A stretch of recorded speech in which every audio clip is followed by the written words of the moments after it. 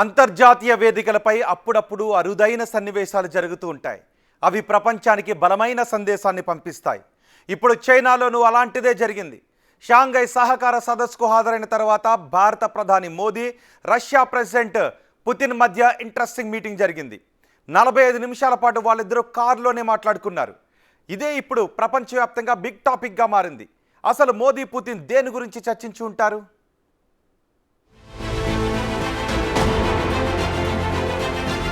మోడీ కోసం 10 నిమిషాల waiting.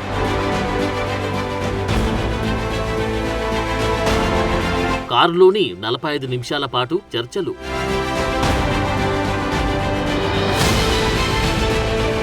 Modi, Putin కారులో ఏం చర్చించి ఉంటారు?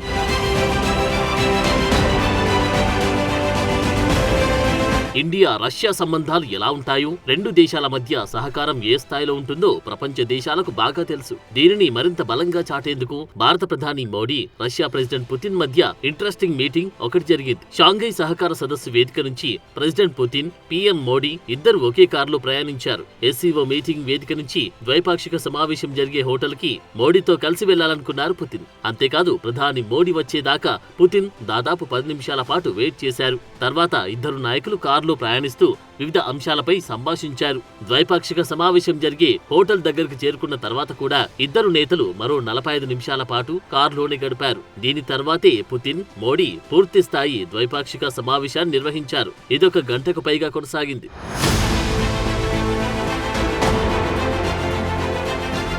అయితే మోడీ కోసం పుతిన్ వెయిట్ చేయడం, తన కారులోని ఆయన తీసుకెళ్లడమే అందరి అటెన్షన్ ని గ్రాప్ చేసింది. పైగా మోడీ, పుతిన్ ఇద్దరు 45 నిమిషాల పాటు కారులో దేని గురించి చర్చించారు అన్నది ఇప్పుడు ఆసక్తిగా మారింది. ఉక్రెయిన్ తో యుద్ధం ముగించాలనే దానిపై మోడీ ఏమైనా పుతిన్ తో మాట్లాడి ఉంటారా అనే ఊహాగానాలు కూడా మొదలయ్యాయి. ఎందుకంటే ఇటీవలే ఉక్రెయిన్ అధ్యక్షుడు జెలెన్స్కీ తమ దేశంలో ఉన్న తాజా పరిణామాలపై ప్రధాని మోడీతో ఫోన్లో మాట్లాడడం ప్రాధాన్యత సంతరించుకుంది. శాంతియుత మార్గాల్లోనే సంక్షోభాన్ని పరిష్కరించుకోవాలని మరోసారి భారత వైఖరిని స్పష్టం చేశారు మోడీ. శాంతి పునరుద్ధరణ ప్రయత్నాలకు తమ మద్దతు ఉంటుందని చెప్పారు. అందువల్ల ఉక్రెయిన్ తో యుద్ధం ముగించే అంశంపై మోడీ ఏమైనా మాట్లాడారా? ఆ 45 నిమిషాల భేటీలో ఈ అంశం కూడా చర్చకు వచ్చిందా అనే చర్చ జరుగుతోంది. ఒకవేళ ఇదే గనుక జరిగితే యుద్ధం ముగించడంలో మోడీది కీలక పాత్రే కాబోతుందనే విశ్లేషణలు వినిపిస్తున్నాయి.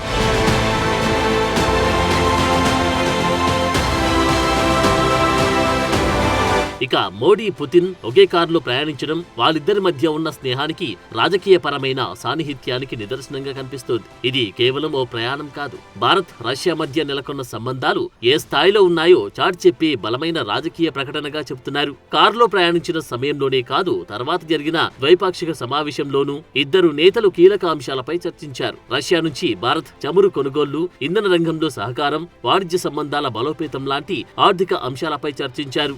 అమెరికా విధించిన అదనపు సుంకాలు, అంతర్జాతీయ వాణిజ్యంపై ప్రభావం గురించి కూడా వీరు చర్చించినట్లు తెలుస్తోంది. ఇరు దేశాల మధ్య రక్షణ, వ్యూహాత్మక భాగస్వామ్యం, సాంస్కృతిక సంబంధాలపైన చర్చలు జరిగాయి. తమ మధ్య ఎప్పుడు ద్వైపాక్షిక చర్చలు జరిగినా లోతుగా, ఫలవంతంగా ఉంటాయని ప్రధాని మోడీ కూడా ట్వీట్ చేశారు.